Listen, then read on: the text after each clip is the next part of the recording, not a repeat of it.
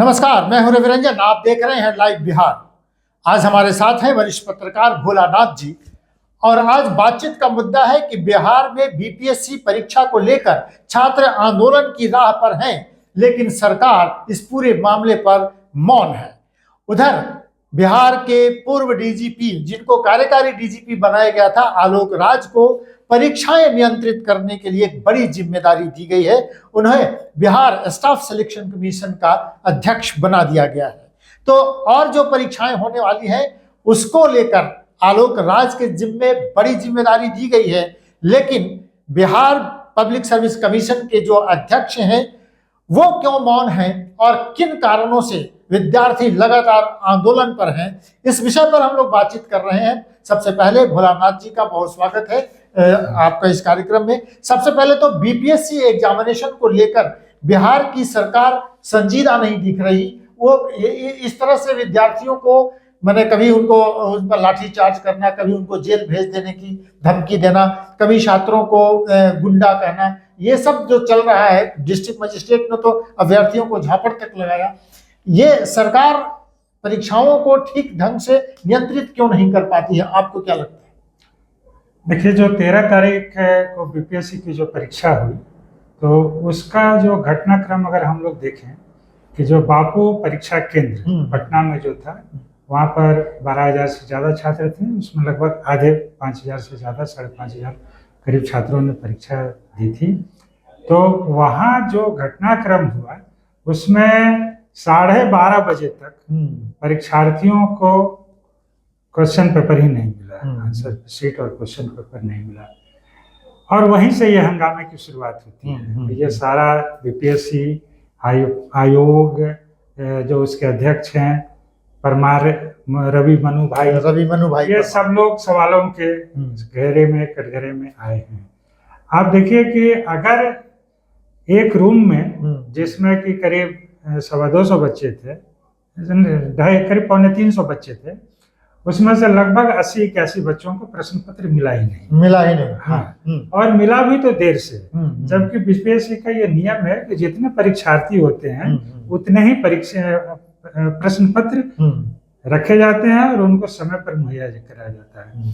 तो एक तो कम मिले और दूसरे देर से मिले। तो जो परीक्षार्थी वहां थे, देर से मिलने के कारण वो नाराज हो गए, असंतोष तो बढ़ेगा, असंतोष हो गए।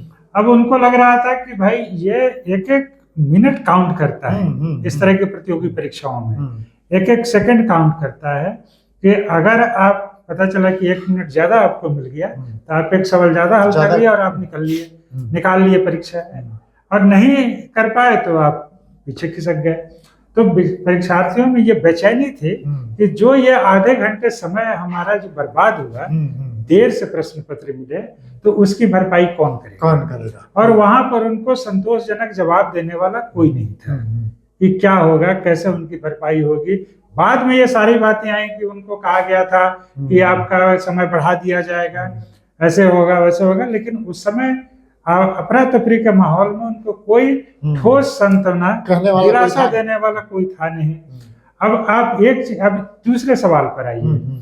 उसके बाद होता यह है कि बड़ी संख्या में छात्र सड़क पर आ जाते हैं, उनके हाथ में प्रश्न पत्र और आंसर शीट भी है।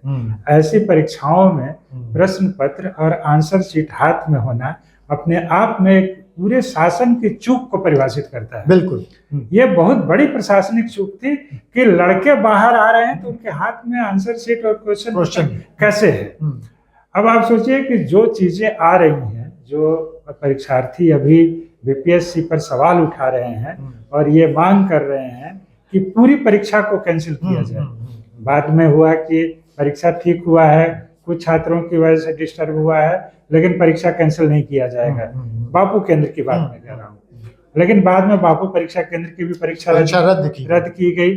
ठीक है, तो अब आप ये बताइए कि अगर ये बात आ रही है, बीपीएससी के जो अभ्यर्थी जो हैं और जो शिक्षक नेता जो उनके साथ दे रहे हैं, रोहित और दिलीप कुमार, ये सब लोग जो सवाल उठा रहे हैं, मुद्दे उठा रहे हैं, तो उसमें अगर 12:30 बजे ये बात आती है कि एक्स हैंडल पर चला गया पेपर और मोबाइलों पर आ गया पेपर। आ गया, तो बिल्कुल। जो लड़के बाहर निकल रहे हैं उनके हाथ में आंसर शीट है, तो वो तो स्वाभाविक है कि इधर से उधर चली जाएगी सारी तो चीजें। पेपर लीक का मसला हो गया ये। एक तरह से लीक को लीक ही माना जाएगा। आप ये कह रहे हैं कि एक जगह हुआ, लेकिन जब प्रश्न पत्र जैसे ही बाहर आता है तो ये तो फिर सार्वजनिक हो गया ना। सोशल मीडिया का जमाना सोशल है। मीडिया का जमाना है, तुरंत फटाफट सब जगह चला गया। तो ये इस मामले में आप देखिए कि छात्रों की ये मांग जायज है कि सिर्फ बापू परीक्षा केंद्र नहीं, सभी परीक्षाओं पूरे बिहार के जो तमाम 912 केंद्रों पर जो परीक्षा हुई थी वो सबको रद्द किया गया।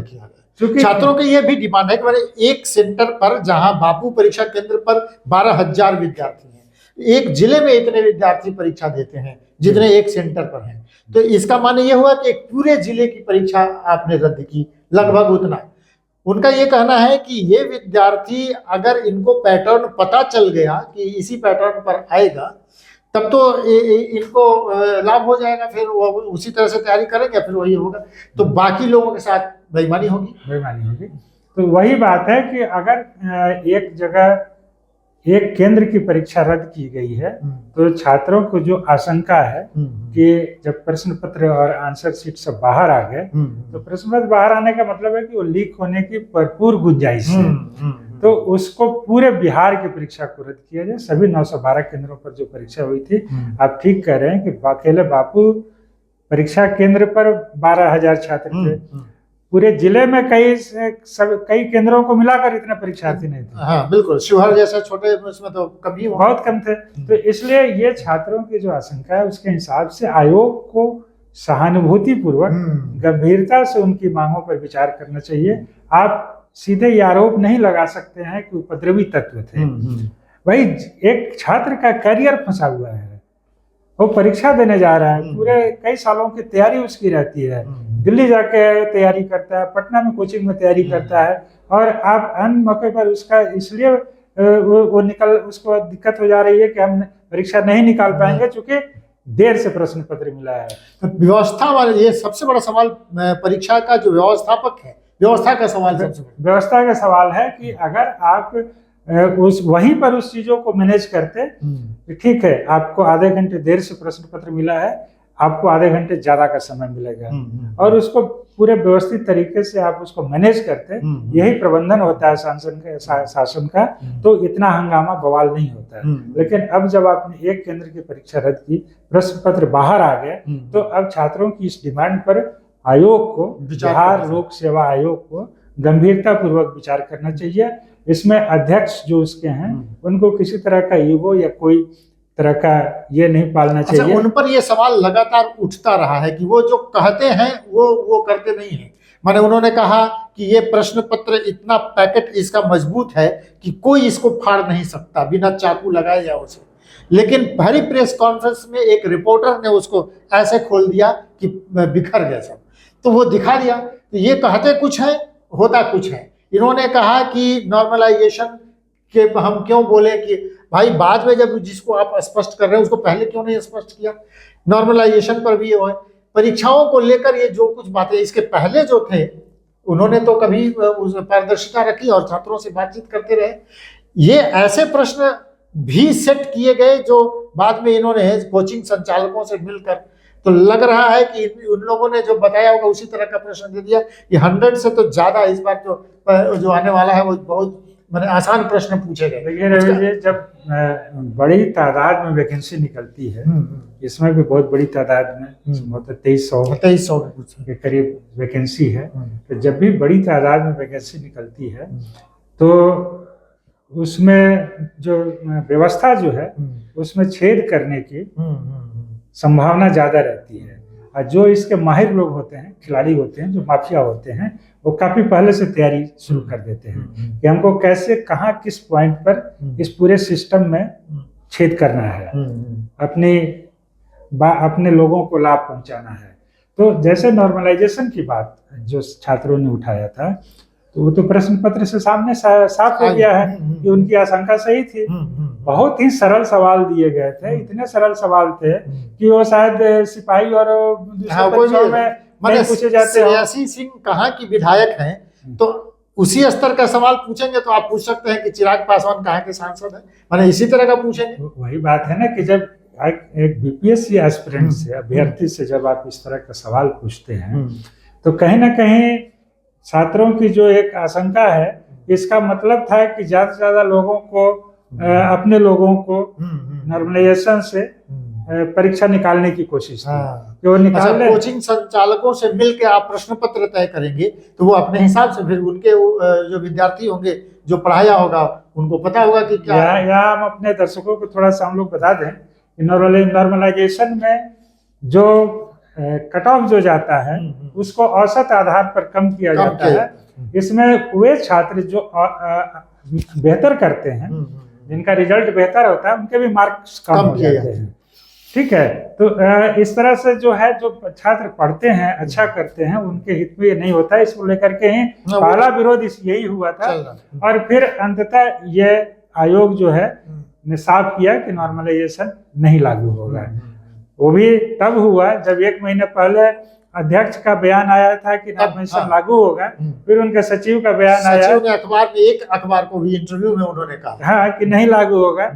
फिर भी भ्रम की स्थिति रही। जब छात्रों ने धरना प्रदर्शन किया तब ये बात आई कि नहीं लागू होगा। ये पहले से उन्होंने क्यों नहीं किया, और क्या व्यवस्था वो संभाल नहीं पा रहे हैं? क्योंकि बीपीएससी के इसके पूर्ववर्ती जो अध्यक्ष रहे हैं, उन्होंने पारदर्शिता निभाई और हर बात, हर विषय पर अभ्यर्थियों से वो बातचीत करते रहे।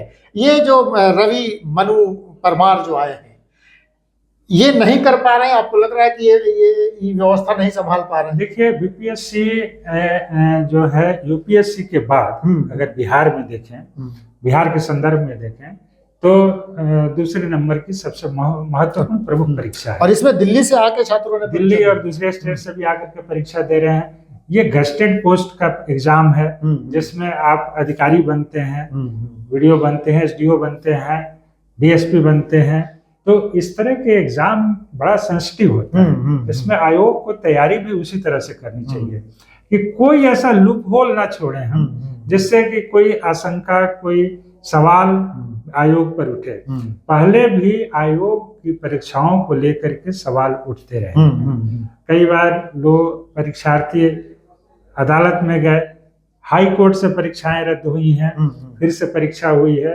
तो ये सब पिछले जो अनुभव है उसके आधार पर आपको एक एक चीज क्लियर करना चाहिए और समय पर क्लियर करना चाहिए। ऐसा नहीं कि जब छात्र उद्वेलित हो गए और नाराज हो गए, धरना प्रदर्शन ये सब कर रहे हैं, जब मामला बहुत ज्यादा भड़क गया तब आप कोई कदम उठाते हैं, तब तक बात बिगड़ जाती है। तो ये समय पर बहुत चीजें रहती हैं, छोटी छोटी आशंकाएं रहती हैं कि अगर परीक्षार्थी उठा रहे हैं उनको, तो आप समय रहते उसको क्लियर कीजिए। बिल्कुल ठीक है, आपका दायित्व तो यही है। अब आप देखिए कि एक प्रमुख अखबार बिहार के से प्रकाशित होने वाला, उसने खगड़िया के एक सेंटर का हवाला दिया है जहाँ के कुछ लोगों के, कुछ खास वीआईपीज के बच्चों का अलग से एग्जाम लिया गया। हाँ, बिल्कुल एकदम क्लोज डोर। अच्छा, मैंने उनको अलग कमरे में बैठा करके और क्लोज डोर एकदम एग्जाम दिया गया। लगभग 11 परीक्षार्थी। तो उसने, अखबार ने नाम के साथ अच्छा छापा है, आधार संख्या के साथ छापा है। बताया यह जा रहा है कि वो कुछ वीआईपी के, उनमें कुछ अधिकारियों के भी रिश्तेदार वगैरह थे जिनको कि अलग से बैठा करके वो परीक्षा लिया गया। तो इस पर आयोग को अपना रुख स्पष्ट करना चाहिए। बिल्कुल, पारदर्शिता हुई नहीं फिर कि ऐसा हुआ है कि नहीं हुआ है। अखबार अगर छाप रहा है तो पूरे सबूत के साथ वो छाप रहा है, तो आप उसका खंडन कीजिए, आप उस पर मानहानि का केस कीजिए कि आप कैसे सवाल, आयोग की निष्पक्षता पर सवाल उठा रहे हैं। आप नहीं कुछ करेंगे तो आपकी निष्पक्षता पर सवाल तो उठेगा। अगर विद्यार्थी, परीक्षार्थी अब ये कह रहे हैं कि हमको आयोग का चेयरमैन से ही कोई उम्मीद नहीं है, उनको हटाया जाना चाहिए, तो अब सरकार के ऊपर है कि वो क्या निर्णय लेती है। वो किस तरह से परीक्षा को इस तरह से करे, पारदर्शी तरीके से करे, निष्पक्ष तरीके से करे कि उस पर सवाल ना हो। लेकिन जिस तरह से अभ्यर्थी अभी उद्वेलित है, सत्याग्रह कर रहे हैं, आंदोलन कर रहे हैं, उससे तो साफ है कि मौजूदा अध्यक्ष के रहते हुए उनके दिमाग में हमेशा ये डाउट रहेगा, संदेह रहेगा कि परीक्षा निष्पक्ष तरीके से, पारदर्शी तरीके से होगी। तो सरकार को इस पर अपने दर्शकों को ये बताते हुए कि बीपीएससी परीक्षा में जो हुआ, एक सेंटर पर और परीक्षा केंद्र वहां की परीक्षा रद्द की गई। विद्यार्थी ये कह रहे हैं कि सभी परीक्षाओं को रद्द करके और फिर से परीक्षा लीजिए। इसमें दो बातें हो सकती है, एक तो नॉर्मलाइजेशन जो बात हो रही है कि हल्के प्रश्न पूछे गए, तो अब उस सेंटर पर या तो आप भारी सवाल पूछेंगे या हल्के ही पूछेंगे, तो एक पैटर्न उनको मालूम है कि किस तरह का सवाल आएगा। अगर भारी पूछेंगे तब भी 12,000 विद्यार्थियों के साथ नाइंसाफी हो जाएगी, तो क्यों नहीं पूरी परीक्षा को रद्द करके फिर से परीक्षा ली जाए। तो क्या बीपीएससी इसके लिए तैयार है? आपको लग रहा है कि ये होगा? देखिए, जिस तरह से छात्र आंदोलन कर रहे हैं और अपनी मांगों को लेकर के डटे हुए हैं, तो हमें लग रहा है कि सरकार को कुछ न कुछ सोचना पड़ेगा, कुछ न कुछ एक्शन लेना पड़ेगा। अब वो एक्शन का स्वरूप क्या होगा वो पता चलेगा, लेकिन हमको जो फीडबैक जो आ रही है उसके हिसाब से सरकार कोई एक्शन लेगी। चूंकि ऐसा नहीं है, सरकार अब अगला साल, आने वाला साल चुनावी वर्ष है, तो सरकार नहीं चाहेगी कि इस तरह के यूथ को नाराज करके और फिर हम आगे और अपनी परेशानी बढ़ाएं। तो सरकार के हित में भी यही होगा कि कम से कम एक ऐसा तंत्र डेवलप करे, एक ऐसा प्रणाली को विकसित करे कि इस तरह के सवाल, आशंका ये सब न रहे। दूसरी महत्वपूर्ण बात है कि डिस्ट्रिक्ट मजिस्ट्रेट अगर किसी एक विद्यार्थी को अगर झापड़ लगाते हैं, वो तमाम छात्रों को गुंडा कह देते हैं, तुरंत लाठीचार्ज का आदेश कर दिया जाता है, कई लोगों को पकड़ के जेल में बंद किया कि कई को चोटें लगती हैं। विद्यार्थियों के साथ ये व्यवहार सरकार क्यों कर रही है और उसको ये बंद होना चाहिए कि नहीं होना चाहिए? देखिए, अगर हम लोग बात कर रहे हैं कि अगर तमाम चीज़ों को पहले ही समय रहते हैं एक एक चीज़ों को अगर निपटारा किया जाए और मतलब पहले से ये प्लानिंग करके कि कहाँ कहाँ किस तरह की आशंकाएं हो सकती हैं, किस किस तरह के सवाल उठ सकते हैं, छात्रों की किस तरह बात पर नाराजगी हो सकती है, तो आईएएस अधिकारी एक बड़े अधिकारी होते हैं, उन लोगों को एक पूरी स्ट्रेटजी बना करके और ऐसी व्यवस्था करनी चाहिए फुल प्रूफ कि जिसमें कि कोई सवाल की गुंजाइश न रहे। अगर आप इस तरह का मान लीजिए कि वहाँ पर प्रश्न पत्र देर से मिले और छात्र बाहर आ गए, तो आपको उनको पोलाइटली समझा करके और मामले को खत्म करना था। बाद में निर्णय लेते कि ये फेल्योर प्रशासनिक व्यवस्था की थी और छात्रों को आप दोषी बताएं। बिल्कुल, अगर मान लीजिए कि छात्रों को आधे घंटे देर से प्रश्न पत्र मिल रहा है, तो ये किसका कसूर माना जाएगा? कहीं ना कहीं तो सिस्टम में दिक्कत हुई है, जिसकी वजह से जिसका खामियाजा छात्रों को ही नहीं है। आज पूरे बिहार के या जो बाहर दूसरे राज्यों से भी जो अभ्यर्थी आए हैं उनको भुगतना पड़ रहा है। मान लीजिए कि कल को पूरे बिहार की ये परीक्षा रद्द हो जाती है, तो सारे विद्यार्थियों को फिर से सबको आना पड़ेगा। आपको मैं बता दूं कि सारे विद्यार्थी ऐसे नहीं होते हैं कि प्लेन से या ट्रेन से या राजधानी से अपने गंतव्य पर जाते हैं। किसी तरह से सफर करके और मतलब बहुत परेशानी में, बहुत मुश्किल में, भूखे रह के सड़क पर, स्टेशन पर रात कहाँ सो करके, यहाँ पर हम लोग खबर छपी कि रैन बसेरा में रहे। गोपालगंज से एक अभ्यर्थी बता रहा था कि वो टीन के शेड में 600 रुपए रात भर दे करके और ठहरा, और अगले दिन उसके पास न शौच जाने की व्यवस्था नहीं, न नहाने की व्यवस्था थी, वैसे ही सेंटर पर गया। तो इतनी परेशानी उठा करके कई अभिभावक ऐसे होते हैं जो इस तरह के परीक्षा को, जो उनके लड़के या जो भी गार्जियन होते हैं उनके जो जाते हैं बच्चे, तो उनको अफोर्ड नहीं कर पाते। बिल्कुल, तो अब फिर से उनको देना पड़ेगा। बड़ी मुश्किल, ये खासतौर के महिला छात्राओं को मुश्किल हो जाती है एक दूसरे जगह पर जाना, ट्रेन में भारी धक्का मुक्की में, फिर वहां कहाँ रहेगी, कहाँ जाएंगी, कैसे करेंगी, और धक्का मुक्की लाठीचार्ज में वो भी बेचारी उनको भी चोटें आती हैं, तो छात्राओं को की मुश्किल ज्यादा बढ़ जाती है। बिल्कुल, छात्राओं के साथ एक दिक्कत ये भी है कि जो हमारा जो सामाजिक परिवेश में है, लड़के तो अकेले चले जाते हैं, लेकिन कोई भी छात्रा अभ्यर्थी अगर है तो उसके साथ परिवार का एक सदस्य जरूर जाता है, तो 2 सदस्य जाते हैं उसके साथ कम से कम। तो ये पूरा खर्च जो एक आम मिडिल क्लास फैमिली या लोअर मिडिल क्लास फैमिली या उससे भी नीचे के तबके के जो अभिभावक हैं वो कैसे अफोर्ड करेंगे? इसलिए सरकार को, आयोग को ये पहले से ये इस बात का पुख्ता इंतजाम रखना चाहिए, फुल व्यवस्था रखनी चाहिए कि ऐसी नौबत ना आए। नहीं, तो चलिए, ये विद्यार्थी जो मांग कर रहे हैं, निश्चित रूप से उनकी मांग जायज लगती है और सरकार को इस पर सोचना चाहिए कि विद्यार्थियों के हक में जो हो वो उस तरह का फैसला लेना चाहिए। लेकिन सरकार ने एक और फैसला लिया है जिस पर अब कई तरह के सवाल उठ रहे हैं। बिहार के कार्यकारी डीजीपी रहे आलोक राज को अब एक दूसरी बड़ी जिम्मेदारी दी जा रही है। अब वो परीक्षाओं को व्यवस्थित करने की जिम्मेदारी उनको दी गई है। बिहार स्टाफ सिलेक्शन कमीशन के अध्यक्ष वो बना दिए गए हैं। तो एक बड़ी जिम्मेदारी आलोक राज को दी गई। आखिर उनको डीजीपी के पद से क्यों हटाया गया, ये सवाल तो था ही।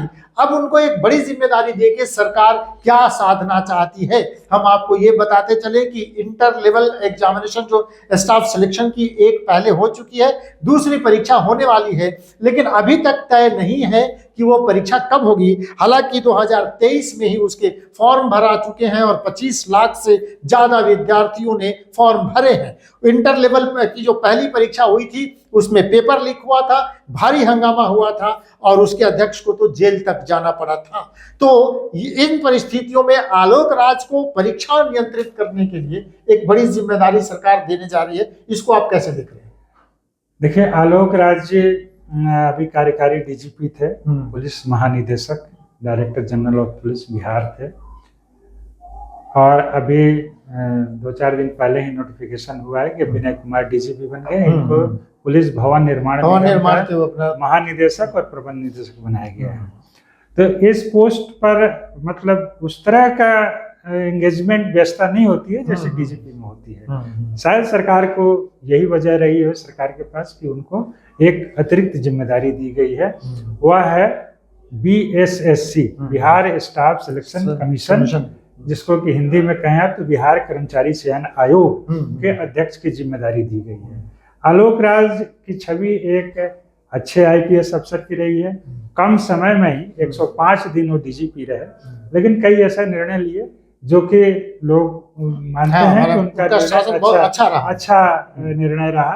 और उनकी नाराजगी भी झलकी थी जब प्रेस कॉन्फ्रेंस में उन्होंने कहा था, जब सवाल किया गया कि इतने कम समय में सरकार ने आपको क्यों बदल दिया, दूसरे डीजीपी को क्यों ले आया, उनका जवाब यही था कि सरकार जाने। एक अपनी प्रेस कॉन्फ्रेंस में उन्होंने अपनी उपलब्धियां भी गिनाई कि मैंने ये काम किए कम समय में भी, जो कि काफी समय से उन्होंने कहा कि पर्व त्योहार शांतिपूर्वक बीत गए और अच्छे से सब कुछ चल रहा था और सब कुछ ठीक ठाक था। अब ये सरकार जाने की क्यों हटाएगी? तो अब उनको सरकार ने एक जिम्मेदारी दी है।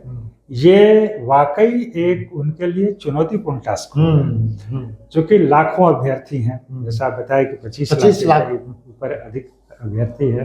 तो उस जब आप 4 लाख में तो बीपीएससी में आप देख रहे हैं कि किस तरह से गदर कट रहा है, किस तरह के हंगामे हो रहे हैं और किस तरह की स्थिति उत्पन्न हो गई है। तो उसने लाखों मतलब इससे करीब 6-7 गुना अधिक अभ्यर्थियों का एग्जाम लेना बहुत चुनौतीपूर्ण होगा। इसमें उनका जो है एक IPS के रूप में परीक्षा बिल्कुल एक उनका जो है एक देखना होगा कि वो किस तरह से इसका प्रबंधन करते हैं। अभी वो प्रबंध निदेशक हैं बिहार पुलिस भवन निर्माण निगम के। तो कर्मचारी आयोग जो है उसका वो कैसे प्रबंधन करते हैं, इतने बड़ी संख्या में छात्र अभ्यर्थियों का एग्जाम लेना। और BPSC के बाद अगर देखें लोक सेवा आयोग सबसे बड़ा यही है। इससे जो अभ्यर्थी निकलते हैं वो क्लर्क, स्टेनोग्राफर, राजस्व वर्कर और दूसरे जो हैं वो छोटे पदों पर दफ्तरों में अपना योगदान देते हैं। Data entry operator, computer operator, ये सब की बहाली इससे होती है। तो ये एक मतलब लाखों अभ्यर्थियों का जो एग्जाम जो है उसको कंडक्ट करना आलोक राज जी के लिए एक बड़ी चुनौती होगी। अब देखना हो, देखिए अब इसमें यह भी है कि ये आप जैसा बताए कि जो इसके अध्यक्ष जो थे उन पर कई तरह के आरोप लगे तो उन पर कानूनी कार्रवाई भी है, जेल तक जाना पड़ा। 1-2 और अधिकारी भी इसमें फंसे। अभी स्थिति यह है रवि जी कि पूरे देश में जो युवा वर्ग है वो बेरोजगारी की बहुत गंभीर समस्या से जूझ रहा है। सरकारें आती हैं, वायदे करती हैं कि हम नौकरी देंगे, लेकिन सरकारी नौकरी यह हकीकत है कि दिन ब दिन कम होते जा रहे हैं। इसलिए जो भी सरकारी नौकरी का अवसर मिलते हैं उसमें छात्र जो है, अभ्यर्थी जो है, एकदम टूट पड़ते हैं और प्राणपण से लगे रहते हैं। इसलिए सरकार को उनकी जो कसौटी है इस परीक्षा निष्पक्षता से हो, इस निष्पक्षता की कसौटी, पारदर्शी तरीके से एग्जाम का कंडक्ट कराने की जो चुनौती है सरकार के पास, जो आयोग के पास, तो वो एक बहुत बड़ी चुनौती है। तो उसको उसी हिसाब से, ये आलोक राज अगर योग्य प्रशासक नहीं थे तो अचानक उनको डीजीपी पद से हटाया गया, तो नीतीश कुमार की सरकार चुनाव से पहले बड़ी बहाली भर्तियां करना चाहती है, तो इसलिए किसी योग्य प्रशासक को ही ये सौंपा जाता। तो क्या नीतीश कुमार की नजर में आलोक राज ही है, दूसरे उनके पास तो कई अधिकारी हैं, आलोक राज का चयन क्यों? हाँ देखिए, इसमें आईएएस को भी लाया गया है अध्यक्ष बना करके, लेकिन इस बार आईपीएस जो आलोक राज जी हैं उनको लाया गया है। तो कहीं ना कहीं सरकार की नज़र में ये बात तो है कि आलोक राज एक निष्पक्ष छवि के अधिकारी हैं और उनके निष्ठा पर कोई सवाल नहीं है। ऐसा तो एक जिम्मेदारी देकर देखा जाए कैसा परफॉर्म। हम अपने दर्शकों को ये बताते हुए कि 2014 में इंटर लेवल पहली परीक्षा हुई थी और उसको कंडक्ट करने में 7 साल लगे थे सरकार को। 7 साल इंतजार के बाद 14 में जाके वो परीक्षा हो पाई थी और अब 2023 में 10 साल के लगभग इंतजार के बाद एक दूसरी परीक्षा होने जा रही है। आलोक राज को उस परीक्षा को नियंत्रित करने की जिम्मेदारी दी गई है। अब वो परीक्षा कब होगी, अभी तो उन्होंने ज्वाइन किया है, अब वो तय करेंगे कि किस तरह से लेंगे और क्या करेंगे। लेकिन 2014 में जो परीक्षा हुई थी उस समय सुधीर कुमार को जिम्मेदारी दी गई थी और जिन पर कानूनी कार्रवाई हुई जी। इस बार उससे बड़ी संख्या में विद्यार्थी परीक्षा में शामिल होंगे। 25 लाख का तो वो है कि इतने लोगों ने आवेदन किया है जी। ये कंडक्ट करना आलोक राज के लिए कितना मुश्किल होगा? देखिए, हम तो आपको कह रहे हैं, अपने दर्शकों को भी बता रहे हैं कि ये एक बड़ी चुनौतीपूर्ण कार्य होगा कि इस परीक्षा को बेदाग तरीके से, निष्पक्षता से, पारदर्शी तरीके से कंडक्ट कराना, संचालित कराना। क्योंकि अभी हाल में पुलिस बहाली की जो उसमें भी सवाल उठे और कई तरह की पूछताछ, उसकी जिम्मेदारी तो पूर्व डीजीपी सिंघल को ही दी गई थी, एसके सिंघल को ही दी गई थी और उसमें उन पर आरोप भी लगे, उन पर कई गंभीर आरोप लगे हैं जिनका कि वो जवाब नहीं दे पा रहे हैं। तो ये जो है, अब आलोक राज जी को मैं कह रहा हूँ कि ये एक वाकई बहुत चुनौतीपूर्ण कार्य होगा, क्योंकि उम्मीदवार जो अभ्यर्थी हैं उनकी उम्मीदें बहुत बढ़ गई हैं। वो किसी भी तरह से नौकरी हासिल करना चाहते हैं। वो कहावत है कि नौकरी करे तो सरकारी, न तो बेचे तरकारी। तो सरकारी नौकरी के प्रति जो एक आकर्षण है, खास करके बिहार में, तो वो एक बहुत मायने रखता है।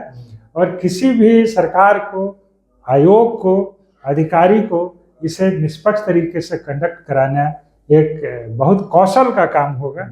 अब वो देखना है कि आलोक राज जी उस कौशल की कसौटी पर कितना खरा होता है, कितना खरा।